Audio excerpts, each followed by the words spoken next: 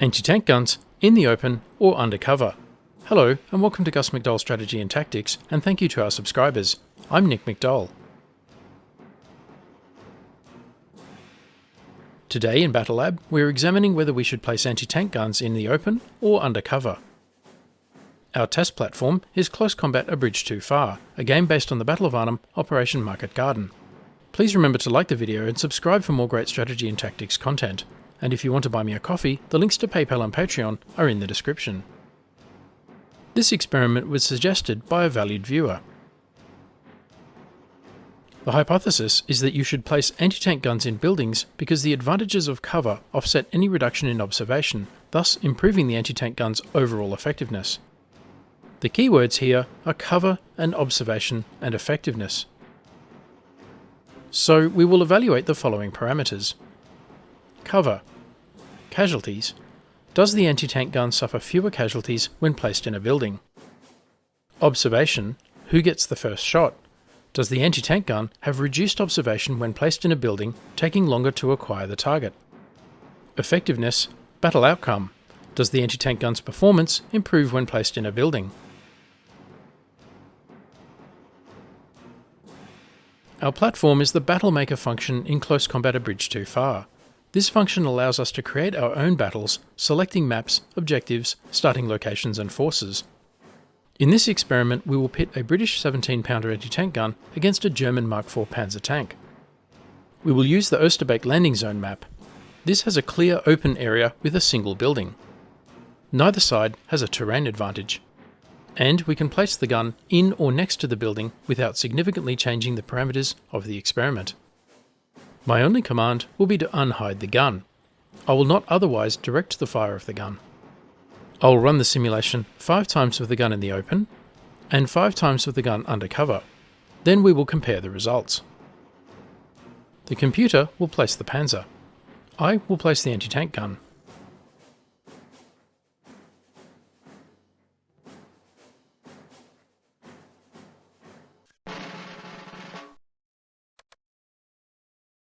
Okay, so we will place the gun next to the building and start the scenario.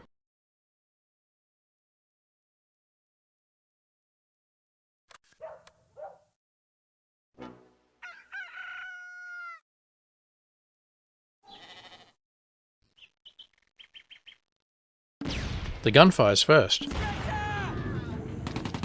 but is knocked out. We need to pull back! Not a promising start.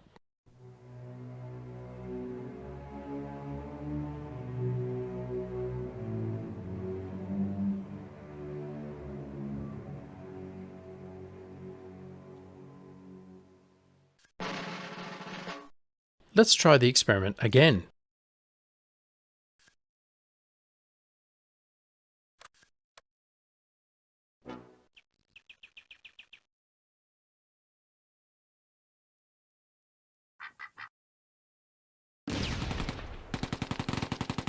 Both sides open fire simultaneously.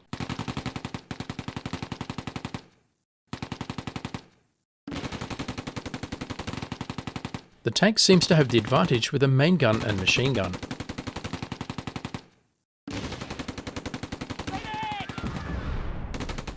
The 17-pounder is firing, but missing. We're losing a lot of men! The gun crew are taking heavy casualties.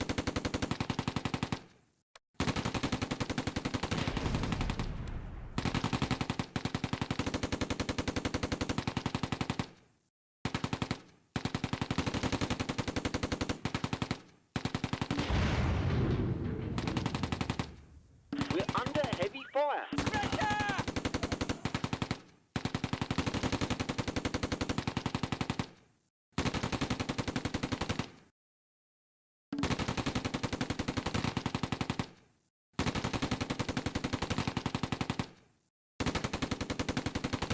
And abandon the gun.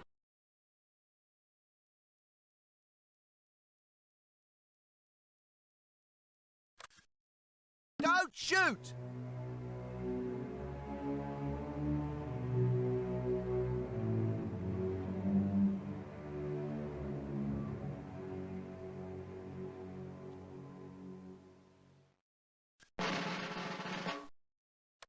Now the third test.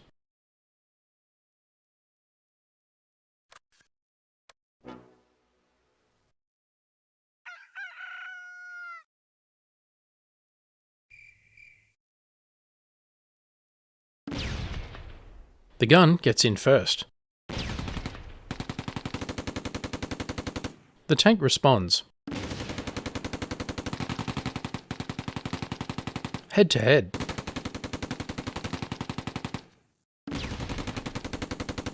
Three misses.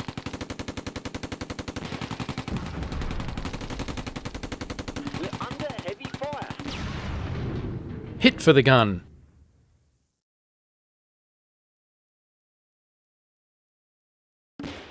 And a parting shot at the tank crew.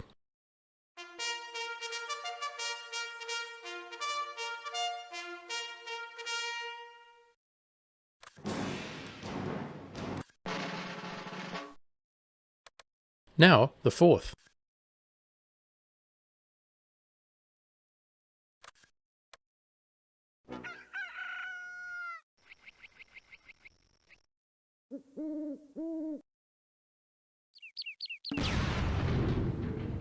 Straight away.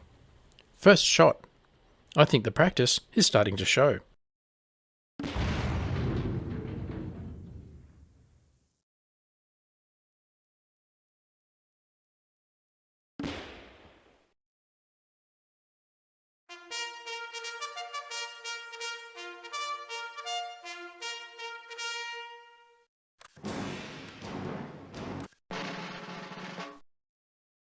The fifth and final experiment in the open.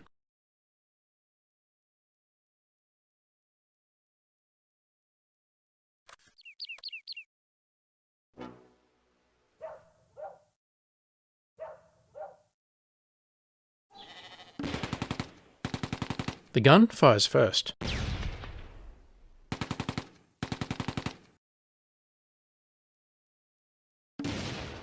The tank is hit and starts to burn. The crew abandon it.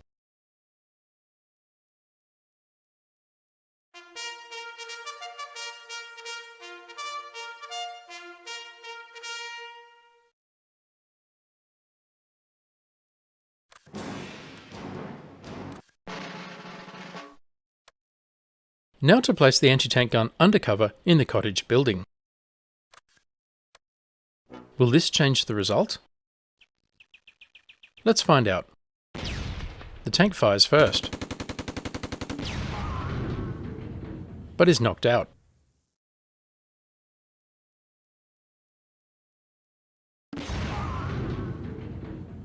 And a parting shot at the tank crew.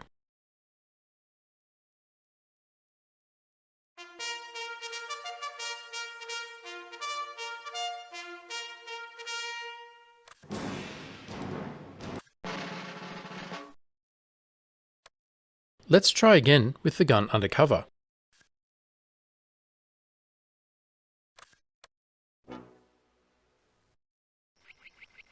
Clever tank. It has chosen to hide behind cover as well. It is an active participant in the experiment.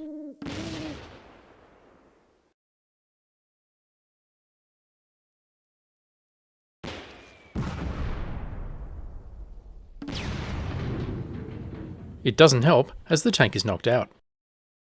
And the gun fired first.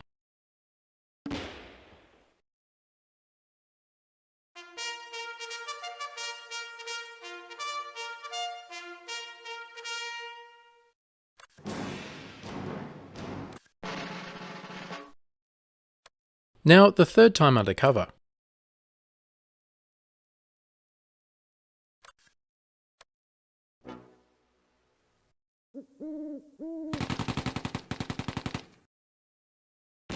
The tank fires first.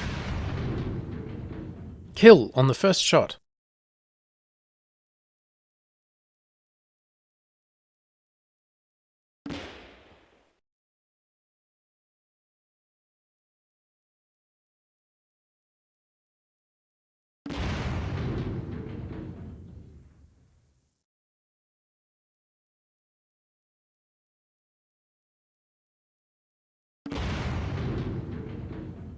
And stay out.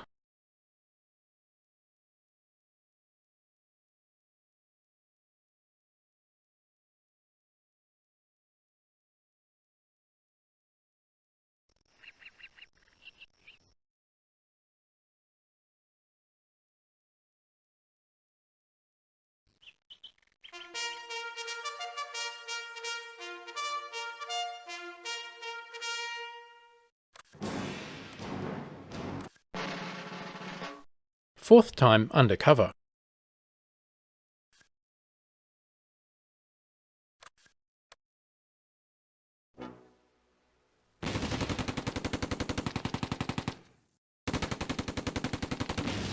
The gun gets the first shot.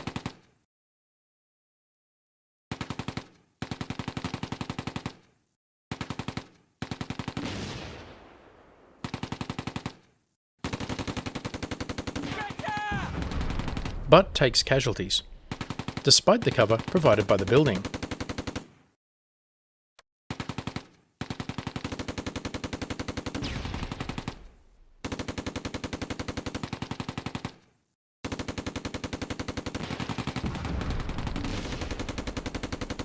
Who will win?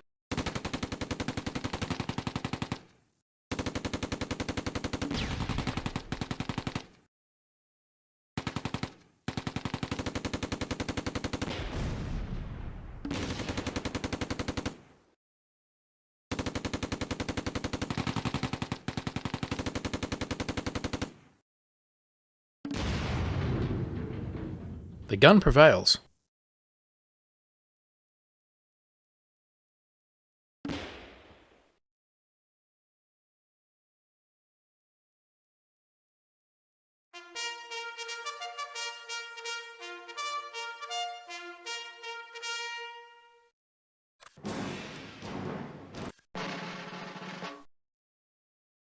Fifth and final time under cover.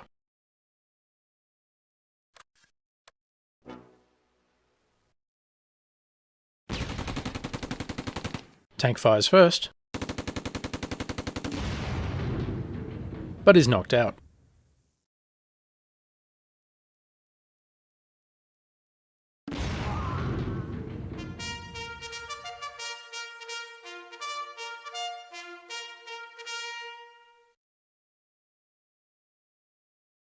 So, what did we learn?